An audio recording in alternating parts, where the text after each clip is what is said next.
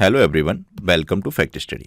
आज की इस वीडियो में हम डिस्कस करेंगे यूपीएसआई 2025 के लिए करंट अफेयर्स का पार्ट 30। इससे पहले 29 पार्ट इसकी डिस्कस हो चुके हैं, तो इस सीरीज के आप सभी पार्ट कंटिन्यू रखिएगा। इसमें हम वर्ष 2025 के जनवरी मंथ से लेके आपके जब तक के करंट अफेयर्स यूपीएसआई में पूछे जाएंगे, फरवरी तक के ही आपको करा देंगे। तो इसमें हम 1000 से भी अधिक क्वेश्चन डिस्कस करेंगे, एक भी क्वेश्चन स्किप नहीं करेंगे। जो भी इंपॉर्टेंट क्वेश्चन है सभी क्वेश्चन इस वीडियो इस सीरीज में आपके कवर किए जाएंगे। तो आज की वीडियो का फर्स्ट क्वेश्चन देखते हैं। फर्स्ट क्वेश्चन है हमारा, सितंबर 2025 में भारत और किस देश ने चंद्रयान 5 के लिए समझौता किया है? ये मिशन है चंद्रयान 5।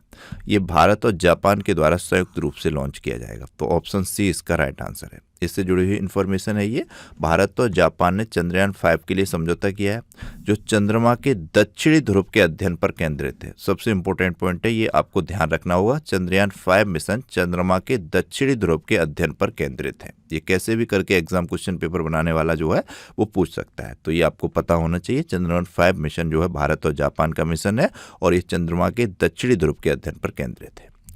इस जापान से जो ये करंट अफेयर्स के पॉइंट हैं, जैसे कि प्रधानमंत्री मोदी भी 2025 में जापान की आधिकारिक यात्रा पर गए थे, तो इन्होंने जापान के प्रधानमंत्री को बेशकीमती पत्थरों और चांदी की एक चॉपस्टिक से बना बाउल सेट भेंट किया था। और जापान के प्रधानमंत्री के द्वारा भी एक शुभ दरुमा गुड़िया भारत के प्रधानमंत्री नरेंद्र मोदी जी को भेंट की गई थी। तो ये ध्यान रखनी है, मोस्ट इंपॉर्टेंट है। ये दरुमा गुड़िया शुभ माने जाते हैं बहुत ज़्यादा, तो ये शुभ दरुमा गुड़िया जापान से रिलेटेड है। FISU वर्ल्ड यूनिवर्सिटी गेम्स जो हुए, इसमें जो है फर्स्ट नंबर पे रहा वो जापान रहा, और इस वाली FISU यूनिवर्सिटी गेम्स 2025 में भारत 20वें स्थान पे रहा। तो ये दोनों रैंक का आपको ध्यान रखनी है, शीर्ष स्थान पर जापान और भारत इसमें 20वें पर। सी यूची ने जापान ओपन बैडमिंटन 2025 में पुरुष सिंगल्स का खिताब जीता। 16वां इंडिया ट्रेड फेयर टोक्यो में आयोजित किया गया। ये ज्वालामुखी फटा 2025 में जापान में, माउंट सिन मो ए डे के ज्वालामुखी। तो ये डायरेक्ट ही पूछ लिया जाएगा इसका नाम देकर, किस देश का ज्वालामुखी है, तो आपको पता होना चाहिए माउंट सिन मो ए डे के ज्वालामुखी जो है जापान का है। जापान ने H2A रॉकेट से जलवायु परिवर्तन निगरानी उपग्रह भी प्रक्षेपित किया हुआ है। अब आपसे एक क्वेश्चन पूछ लेते हैं, उसका आंसर आप कीजिएगा। वर्तमान में जापान के प्रधानमंत्री का नाम आपको बताना है। ये फर्स्ट टाइम कोई महिला जापान में पहली बार प्रधानमंत्री बनी है, तो उनका नाम आप कमेंट बॉक्स में बताइएगा। नेक्स्ट क्वेश्चन है, सितंबर माह में 16वीं एशियाई निशानेबाजी चैंपियनशिप में पदक तालिका में कौन शीर्ष पर रहा? तो ये 16वीं एशियाई निशानेबाजी चैंपियनशिप कजाकिस्तान में आयोजित हुई है। तो इसमें पदक तालिका में 99 पदक जीतकर भारत शीर्ष पर रहा है। ऑप्शन बी राइट आंसर है। और इसमें की मेजबानी कजाकिस्तान ने की, तो दूसरे स्थान पर इसमें कजाकिस्तान था और तीसरे स्थान पर चीन था। इस तरीके की इसकी मेडल टैली थी, काफ़ी इंपॉर्टेंट है। भारत ने इसमें 50 स्वर्ण पदक, 26 रजत पदक और 23 कांस्य पदक सहित कुल 99 पदक जीते, काफ़ी। और जी कजाकिस्तान इसका मेजबान था। कजाकिस्तान के सिमकेट में ये 16वीं एशियाई निशानेबाजी चैंपियनशिप आयोजित की गई। इसमें भारत का प्रदर्शन सबसे अच्छा रहा। नेक्स्ट क्वेश्चन है, 2025 SAFF अंडर 17 महिला चैंपियनशिप का खिताब किसने जीता? तो ये एक फुटबॉल टूर्नामेंट था। तो ये 2025 का SAFF अंडर 17 महिला चैंपियनशिप भारत ने जीता। ऑप्शन बी राइट आंसर है। भारत ने नेपाल को 5-0 से हराकर SAFF अंडर 17 महिला चैंपियनशिप जीता। तो ये आप ध्यान रखिएगा, भारत नेपाल में ये आयोजित हुआ और भारत इसका चैंपियन रहा। ये है अपना प्यारा देश भारत। मैप में आप देख सकते हैं, इसमें कुछ पॉइंट आप ध्यान रखिएगा। जैसे हेनली पासपोर्ट इंडेक्स का जो लेटेस्ट आंकड़ा आया है, उसमें भारत 77वें स्थान पे है। और विश्व प्रेस स्वतंत्रता सूचकांक में भारत की रैंक 151वीं है। और 18वां ब्रिक्स जो शिखर सम्मेलन होना है वो भारत में होना है। मोस्ट इंपॉर्टेंट है, ये आपसे जरूर एग्जाम में पूछा जाएगा। 18वां ब्रिक्स शिखर सम्मेलन कहाँ प्रस्तावित है? तो ये भारत में प्रस्तावित है। और ये कुछ पॉइंट है जो करंट अफेयर्स के हैं, भारत से रिलेटेड हैं। भारत ने विश्व खाद्य कार्यक्रम के साथ एक वैश्विक भुखमरी से निपटने के लिए समझौता किया है। मोस्ट इंपॉर्टेंट पॉइंट है, पिछले वीडियो में इसको डिस्कस किया था हमने। ओपन AI ने 2025 में भारत में अपना पहला कार्यालय खोलने की भी घोषणा की हुई है। भारत को AIBD कार्यकारी बोर्ड का अध्यक्ष भी चुना गया है। भारत दुनिया का दूसरा सबसे बड़ा कोयला उपभोक्ता बना है। और नंबर 1 पे कोयला उपभोक्ता किसने किया है? तो ये चीन है। भारत ने 100 गीगावाट सोलर फोटोवोल्टाइक मैन्युफैक्चरिंग क्षमता हासिल की हुई है वर्ष 2025 में। भारत ने पहली बार विश्व एथलेटिक्स कांस्य स्तरीय महाद्वीपीय प्रतियोगिता की मेजबानी की। भारत दुनिया का तीसरा सबसे बड़ा ऑटोमोबाइल उद्योग बनकर उभरा है और 2026 का जो बोगोटो पुस्तक मेला होगा, इसमें भारत मुख्य अतिथि के रूप में नामित है। मोस्ट इंपोर्टेंट है ये बोगोटो पुस्तक मेला वाला पॉइंट, ध्यान रखिएगा।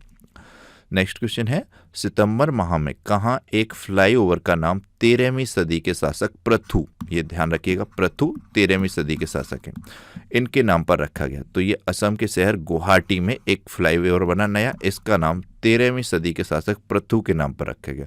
अब मैं बार बार जोर दे रहा हूँ 13वीं सदी पर, क्यों दे रहा हूँ, क्योंकि अब आपसे जो क्वेश्चन घुमा फिरा के पूछेगा वो ऐसे पूछेगा कि पृथु नामक शासक किस सदी के थे या किस सदी से इनका संबंध था, किस सदी में हुए, इस तरीके से। तो बच्चों के लिए वो क्वेश्चन बहुत कठिन हो जाएगा, वो कब बताएं, 10वीं सदी बताएं, 13वीं सदी बताएं, 21वीं सदी बताएं, क्या बताएं। तो यहाँ पर आप इनके नाम पर रखा गया एक फ्लाईओवर का नाम असम के गुवाहाटी में, और ये चर्चा में आ गए पृथु शासक, करंट अफेयर्स के पॉइंट बन गए। तो यहाँ पर ये ध्यान रखना होगा आपको, 13वीं सदी के शासक हैं, मैंने आपको बता दिया। नेक्स्ट क्वेश्चन है, सितंबर 2025 में भारतीय सेना और आईटीबीपी ने संयुक्त रूप से अग्नि शक्ति नामक अभ्यास कहाँ आयोजित किया। तो भारतीय सेना और आईटीबीपी के बीच अग्नि शक्ति नामक अभ्यास अरुणाचल प्रदेश में आयोजित हुआ। ऑप्शन सी इसका राइट आंसर है। सितंबर 2025 में ब्रिक्स सीसीआई हेल्थ केयर शिखर सम्मेलन 2025 कहाँ पर हुआ। तो इसका नाम है ब्रिक्स सीसीआई हेल्थ केयर शिखर सम्मेलन, ये भारत की राजधानी नई दिल्ली में आयोजित हुआ। ऑप्शन सी राइट आंसर है। ये किस विषय पर आधारित था ये भी ध्यान रखना है। तो ये ब्रिक्स सीसीआई हेल्थ केयर शिखर सम्मेलन 2025 की थीम थी परंपरागत प्रथाओं और नवाचार को जोड़ना, ये थीम भी आपको ध्यान रखनी है, मोस्ट इंपोर्टेंट है। नेक्स्ट क्वेश्चन देखते हैं। नेक्स्ट क्वेश्चन है, सितंबर माह में आदिवासी भाषाओं के संरक्षण के लिए कौन सा एआई आधारित ट्रांसलेटर लॉन्च किया गया। एक ट्रांसलेटर लॉन्च किया गया है जो एआई आधारित है, इसका संबंध है आदिवासी की भाषाओं को संरक्षण के लिए। तो इसका नाम है आदिवाणी। आदिवासी भाषाओं के संरक्षण के लिए एआई आधारित ट्रांसलेटर लॉन्च किया गया है, Adivani. Option C right answer है, मोस्ट इंपोर्टेंट है, ध्यान रखिए। नेक्स्ट क्वेश्चन है, कहाँ भारत के सबसे बड़े एयरो इंजन परीक्षण केंद्र का उद्घाटन किया गया। तो भारत के सबसे बड़े एयरो इंजन परीक्षण केंद्र का उद्घाटन उत्तर प्रदेश में किया गया। उत्तर प्रदेश का ये आपका एग्जाम है, तो यूपी का तो कोई भी क्वेश्चन स्किप नहीं करते हैं हम इस सीरीज में, ध्यान रखिएगा आप। तो ये उत्तर प्रदेश में आयोजित किया गया। यहाँ पर रक्षा मंत्री राजनाथ सिंह ने कहा कि नोएडा के Raphe mPhibr private limited द्वारा निर्मित देश का सबसे बड़ा एरो इंजीनियरिंग टेस्ट बेड का उद्घाटन किया गया। यह आत्मनिर्भर भारत की दिशा में एक महत्वपूर्ण कदम है। इस पहल से भारत की रक्षा उद्योग में आत्मनिर्भरता को बढ़ावा मिलेगा और देश की सुरक्षा सुदृढ़ होगी, तो ध्यान रखिएगा। नेक्स्ट क्वेश्चन है, ऑर्गेनिक विकास पर ध्यान देने के लिए 17वां बायोफेच इंडिया कहाँ हुआ। तो ये भी उत्तर प्रदेश के ग्रेटर नोएडा में हुआ। 17वां बायोफेच इंडिया जो ऑर्गेनिक विकास पर ध्यान देने के लिए है, तो ये ग्रेटर नोएडा में हुआ। ये उत्तर प्रदेश का मैप है, आप देख सकते हैं। उत्तर प्रदेश की कैपिटल लखनऊ है, सीएम हैं योगी आदित्यनाथ जी और गवर्नर हैं वर्तमान में आनंदीबेन पटेल जी। इनकी आत्मकथा का नाम है चुनौतियां मुझे पसंद हैं, जिसकी प्रस्तावना लिखी है प्रधानमंत्री नरेंद्र मोदी जी ने। इसके अलावा उत्तर प्रदेश गन्ना, गेहूं, दूध, आलू और सब्जियां, हरी मटर, इनके उत्पादन में भारत में पहले स्थान पर रहता है। कई बार एग्जाम में डायरेक्ट पूछा गया है क्वेश्चन, गेहूं उत्पादन में भारत का कौन सा राज्य अग्रणी है। तो ये उत्तर प्रदेश डायरेक्ट है।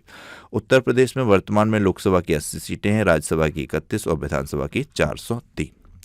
ये कुछ पॉइंट हैं। भारत का पहला टेम्पर्ड ग्लास उत्तर प्रदेश की नोएडा में शुरू हुआ। उत्तर प्रदेश सरकार 1 सितंबर से इसने नो हेलमेट नो फ्यूल सड़क सुरक्षा अभियान आयोजित किया, जो 30 सितंबर तक चला, पूरे 1 माह का था।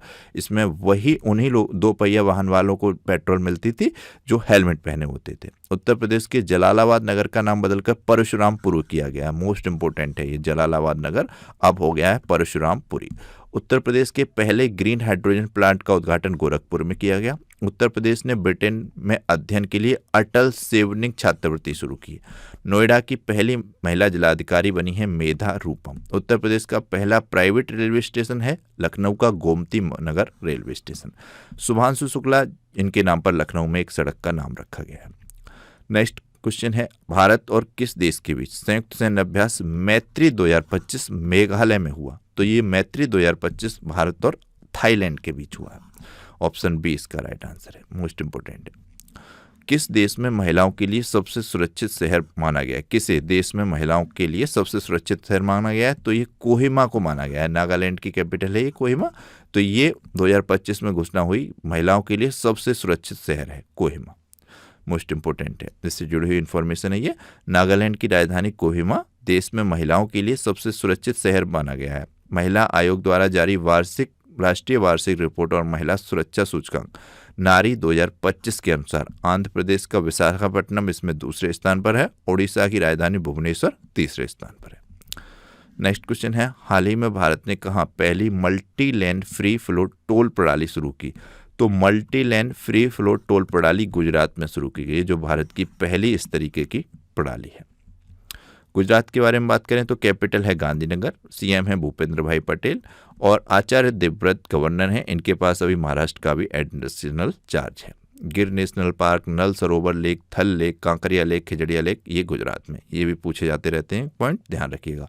और सबसे इंपॉर्टेंट पॉइंट है कपास उत्पादन में गुजरात शीर्ष राज्य है। ये कुछ और पॉइंट है जैसे कि फिल्म फेयर पुरस्कार जो कि 17वां संस्करण था, ये गुजरात में आयोजित किया गया, गुजरात के अहमदाबाद में।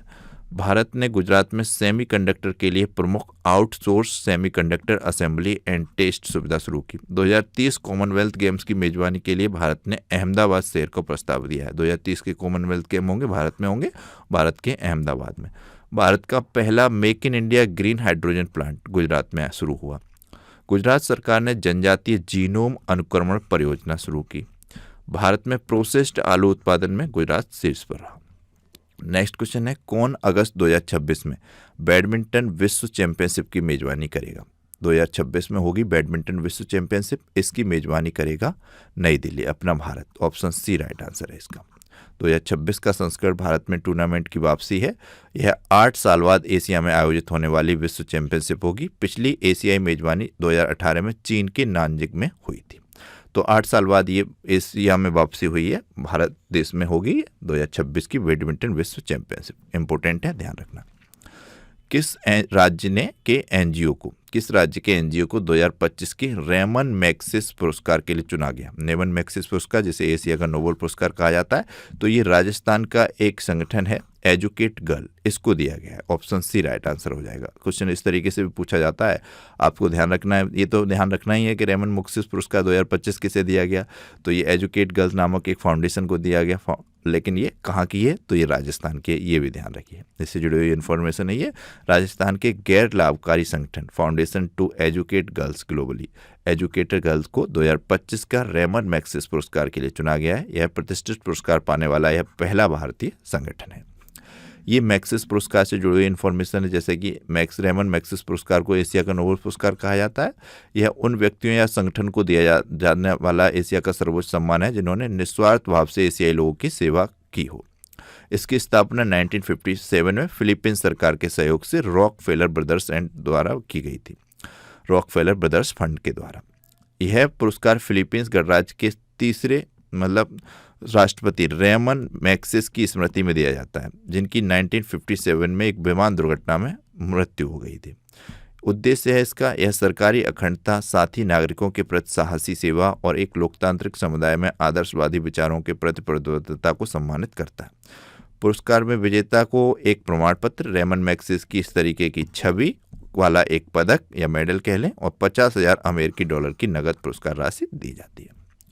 नेक्स्ट क्वेश्चन है, हाल ही में एचसीएल ने किसके साथ मिलकर देश का पहला made in India micro processor chip launch किया है? एचसीएल ये है सेमीकंडक्टर लेबोरेटरी, इसके साथ मिला है इसरो और सेमीकंडक्टर लेबोरेटरी ने मिलकर एशिया देश का पहला made in India micro processor chip launch किया है। 32 बिट का, ये काफ़ी इंपॉर्टेंट है और इसका नाम मोस्ट इंपॉर्टेंट है, नाम दिया गया है इसका विक्रम 3201। ये चिप का नाम भी ध्यान रखना है, विक्रम 3201 देश का पहला made in India micro processor chip है 32 बिट का। इसे बनाया है सेमीकंडक्टर लेबोरेटरी और इसरो के द्वारा, तो ये आप ध्यान रखिएगा, मोस्ट इंपॉर्टेंट है। इसे प्रधानमंत्री मोदी ने लॉन्च किया था 2 सितंबर 2025 को। नेक्स्ट क्वेश्चन है, एनसीईआरटी के 65वें स्थापना दिवस पर कौन सा बाल वाटिका टीवी लॉन्च किया गया? तो ये एनसीईआरटी प्रतिवर्ष 1 सितंबर को अपना स्थापना दिवस मनाता है, तो 2025 में इसका 65वां स्थापना दिवस था। तो यहाँ पर इन्होंने एक दीक्षा 2.0 नामक बाल वाटिका टीवी लॉन्च किया है, तो ये आपको ध्यान रखना है, वेरी इंपॉर्टेंट हो जाता है। एनसीईआरटी की बात करें तो national council of educational research and training, और इसके वर्तमान में अध्यक्ष की बात करें तो दिनेश कुमार सकलानी है और हेडक्वार्टर इसका नई दिल्ली में और 1961 में इसकी स्थापना हुई थी। ये पॉइंट भी पूछ लिए जाते हैं तो ध्यान रखिएगा आप। नेक्स्ट क्वेश्चन है, कपास किसानों को सशक्त बनाने के लिए कपास किसान ऐप किसने लॉन्च किया? तो ये ऐप है जिसका नाम है कपास किसान ऐप और ये कपास किसानों को सशक्त बनाने से संबंधित है। तो ये केंद्रीय वस्त्र मंत्री हैं अभी वर्तमान में गिरिराज सिंह, इनके द्वारा लॉन्च किया गया। ऑप्शन बी राइट आंसर है ये, तो ध्यान रखिएगा, मोस्ट इंपोर्टेंट है। कौन सी जीएसटी परिषद की बैठक ने कर स्लैब का विलय किया है? तो कर स्लैब का विलय हुआ 2025 में, काफ़ी चर्चा में रहा था ये, और ये 56वीं बैठक थी जीएसटी काउंसिल की। ऑप्शन बी राइट आंसर है। पहले जीएसटी के स्लैब कितने कितने थे? आप सब जानते हैं 2%, 5%, 18% और 28%, लेकिन इसमें से अब खत्म कर दिए गए 2% वाला और ये 28% वाला। अब 2 स्लैब रह गए हैं, 5% और 18% वाले। ये इस तरीके से आपको ध्यान रखने हैं। वर्तमान में 2 स्लैब हैं, लेकिन एक स्पेशल स्लैब बनाया गया है महंगी वस्तुओं के लिए, विलासिता वाली वस्तुओं के लिए, जो 40% का है। लेकिन अभी आपसे यही पूछा जाएगा कि अभी वर्तमान में कितने स्लैबों का विलय किया गया या कौन कौन से स्लैब खत्म कर दिए गए, तो वो आपको ध्यान रखना है। तो ये 56वीं जीएसटी परिषद की बैठक 3-4 सितंबर 2025 को हुई थी। और अभी अध्यक्ष कौन है जीएसटी परिषद की? आप जानते हैं वित्त मंत्री निर्मला सीतारमण जी। तो ये आप ध्यान रखिएगा, ये पॉइंट मैंने बता दिए, इनसे कैसे भी क्वेश्चन पूछा जाएगा। नेक्स्ट क्वेश्चन है, सितंबर 2025 में जियोर्जियो अरमानी का निधन हुआ, वे कौन थे? तो जियोर्जियो अरमानी एक फैशन डिजाइनर थे। ऑप्शन बी राइट आंसर है। इस तरीके के भी क्वेश्चन पूछे जाते हैं तो ध्यान रखिएगा। 91 वर्ष की आयु में इनका निधन हो गया। नेक्स्ट क्वेश्चन है, सितंबर 2025 में भारत का पहला गिद्ध संरक्षण पोर्टल कहाँ लॉन्च हुआ? तो ये भारत का पहला गिद्ध संरक्षण पोर्टल है, ये लॉन्च हुआ असम राज्य में। ऑप्शन ए राइट आंसर है। गिद्धों की घटती आबादी को बचाने के लिए असम की एक संस्था बी फाउंडेशन इंडिया ने एक अनूठी पहल की। गुवाहाटी विश्वविद्यालय के जूलॉजी विभाग के सहयोग से 2 सितंबर 2025 को the vulture network portal launch किया। पोर्टल का नाम क्या है? द वल्चर नेटवर्क, जिससे भारत में गिद्ध संरक्षण के लिए पहला डिजिटल नेटवर्किंग मंच माना जा रहा है। सितंबर 2025 में 27वां सरस आजीविका मेला कहाँ आयोजित हुआ? तो ये दिल्ली में आयोजित हुआ है 27वां सरस आजीविका मेला। ये कई बार पूछा गया है सरस आजीविका मेला से रिलेटेड क्वेश्चन, इसलिए इस क्वेश्चन को यहाँ पर ऐड किया गया है, इंपॉर्टेंट है। 27वां सरस आजीविका मेला दिल्ली में आयोजित किया गया है, जिसमें लखपति दीदियाँ शामिल थीं। आप ये भी पॉइंट ध्यान रखिएगा, मोस्ट इंपॉर्टेंट है। लास्ट वीडियो में हमने आपसे क्वेश्चन पूछा था, बेटी बचाओ बेटी पढ़ाओ योजना के 10 वर्ष कब पूर्ण हुए? काफ़ी इंपॉर्टेंट क्वेश्चन है। तो इसका राइट आंसर था ऑप्शन बी, 22 जनवरी को बेटी बचाओ बेटी पढ़ाओ के 10 वर्ष पूरे हुए, क्योंकि ये वर्ष 2015 में लॉन्च हुई थी, 22 जनवरी 2015 को। तो 22 जनवरी 2025 को इसके 10 वर्ष पूरे हो गए। ये क्वेश्चन काफ़ी पूछा गया एग्जाम्स में। तो कुछ बच्चों ने इसका आंसर किया। मैं आपसे रिक्वेस्ट करूँगा कि ज़्यादा से ज़्यादा बच्चे आंसर किया करें, जो भी क्वेश्चन आपसे पूछा जाए करें। आज की वीडियो में आपके लिए क्वेश्चन है, अगस्त 2025 में सीआईएसएफ ने कहाँ पहली महिला कमांडो इकाई शुरू की? 4 ऑप्शन दिए गए हैं, इनमें से आपको राइट आंसर बताना है। तो ये था आज का हमारा वीडियो। आपको ये वीडियो कैसा लगा कमेंट बॉक्स में बताइएगा। वीडियो का पर लाइक और शेयर कीजिएगा, अपना फीडबैक कीजिएगा। चैनल को अब तक सब्सक्राइब नहीं किया है तो सब्सक्राइब कीजिएगा, बेल आइकन को प्रेस कीजिएगा। Thank you so much for watching.